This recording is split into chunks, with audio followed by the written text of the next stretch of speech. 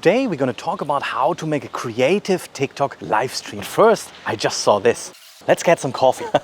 Hey there, I can barely keep up with making the products and I started doing this. Step 1, get 1,000 followers on TikTok. It's not as hard as you think. Some of you might even already have some sort of social media following. Just ask your followers to follow you on TikTok for the next step. Step 2, with 1,000 followers, going live becomes available to you. When you are hand making your orders and products, just turn on TikTok and go live. Talk with people who join the session about what you're doing, where they can buy your products, and that the product is made by you, and so on. Have your store link in the bio. Step 3. If you want to go even further, make a Shopify business account, connect Shopify when you're in the US and generate sales during the live streams inside the app. If you are in the UK, you don't need Shopify, just sign up to TikTok Business and add your products directly into the TikTok store. I really don't know why no one is sharing this. There's so many people already doing it. Just go to TikTok, check the live streams and swipe for a couple of minutes and you will find someone doing exactly that. If you like this content and you want to know more how to use TikTok Live Shopping, subscribe for the next one. Bye.